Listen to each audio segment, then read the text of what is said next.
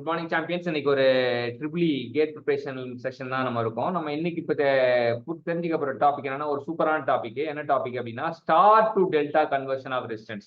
ஒரு ஸ்டார் இருந்து டெல்டாக்கு கன்வெர்ட் பண்ண போறோம். நம்ம கூட ரோஹித் இருக்காரு, எலக்ட்ரிக்கல் இன்ஜினியர். ஸோ அவர்கிட்ட கேட்போம் நம்ம வந்து ஸ்டார்ல இருந்து டெல்டா கன்வெர்ட் பண்ணும்போது என்ன பண்ணணும்னு சொல்லிட்டு. ஸ்டார்ல வந்து ஆர்ஏ ஆர்பி ஆர்சின்னு நம்ம நோட்டேட் பண்ணுவோம் தெரியும்.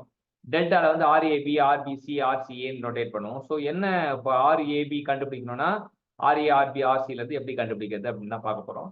ஃபர்ஸ்ட் வந்து RAP.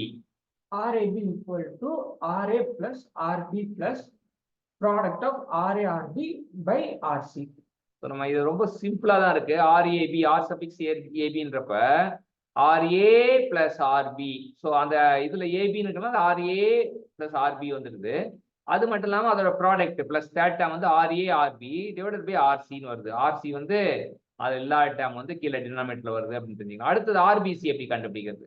RBC equal to RB plus RC plus RB into RC by RA.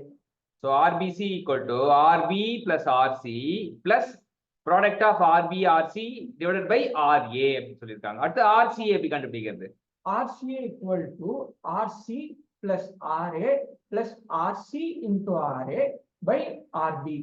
So RCA பார்த்தீங்கன்னா RCA equal to RC plus RA plus product of RC RA divide by RB. So இந்த மூணு ஃபார்முலாவும் வந்து என்னன்னா நம்ம ஸ்டாரா இருக்கிற இதுவை டெல்டாவா convert பண்ணும்போது இந்த மாதிரி நம்ம கன்வெர்ட் பண்ணிக்கலாம் அப்படின்னு சொல்லிட்டு சொல்றாங்க. அடுத்தது டெம்பரேச்சர் கோஎஃபிஷியன்ட் ஆஃப் ரெசிஸ்டன்ஸ் எப்படி கண்டுபிடிக்கிறது? RT equal to R naught of 1 plus alpha into del T. So இது வந்து டெம்பரேச்சர் கோஎஃபிஷியன்ட் ஆஃப் ரெசிஸ்டன்ஸ் அப்படின்னு சொல்லுவாங்க. R suffix T equal to R suffix O open the bracket 1 plus alpha delta T. So இதுதான் வந்து temperature coefficient of resistance கண்டுபிடிக்கணும்னா formula அப்படின்னு. AC ரெசிஸ்டன்ஸ்க்கு DC ரெசிஸ்டன்ஸுக்கு என்ன தொடர்பு இருக்கு? AC resistance equal to 1.6 times of DC resistance. So AC ரெசிஸ்டன்ஸுக்கும் வந்து டிசி ரெசிஸ்டன்ஸ் தொடர்பு என்ன அப்படின்னு பார்த்தீங்கன்னா AC resistance equal to 1.6 times of DC resistance அப்படின்னு தெரிஞ்சுக்கலாம்.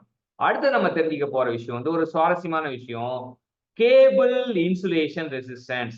கேபிள் இன்சுலேஷன் ரெசிஸ்டன்ஸுக்கு என்ன ஃபார்முலா சொல்றாங்க? R equal to rho by 2 pi L into log E in product of R2 by R1. So எப்படி சொல்லனா R equal to rho divide by 2 pi L லாகினா ln சொல்லலாம். Ln of R2 by R1. Product சொல்லக்கூடாது. Ln of R2 by R1. That is also equal to 2.303 rho by 2 pi L log to the base 10 of R2 by R1. என்ன பண்ணிருக்காங்க, லேனை வந்து base 10 மாத்திருக்காங்க. Base 10 மாத்தும்போது நமக்கு நல்லாவே தெரியும் 2.303 வரும் கூட. 2.303 rho by 2 pi L log base 10 R2 by R1 அப்படின்னு தான் தெரிஞ்சுக்கலாம். இன்னைக்கு என்ன தெரிஞ்சுக்கணும், star to delta conversion of resistance வந்து தெரிஞ்சுக்கிட்டோம். அப்புறம் வந்து டெம்பரேச்சர் கோஎஃபிஷியன்ட் ஆஃப் ரெசிஸ்டன்ஸ் எப்படி கண்டுபிடிக்கணும்னு தெரிஞ்சுக்கிட்டோம். அப்புறம் ஏசி ரெசிஸ்டன்ஸ் டிசி ரெசிஸ்டன்ஸ் தொடர்பு தெரிஞ்சுக்கிட்டோம். கேபிள் இன்சுலேஷன் ரெசிஸ்டன்ஸ் பத்தி தெரிஞ்சுக்கிட்டோம். இந்த 4 விஷயத்தையும் நமக்கு சூப்பரா கற்றுக் கொடுத்த ரோஹித்துக்கு தேங்க்யூ சொல்லுவோம். Thank you champions.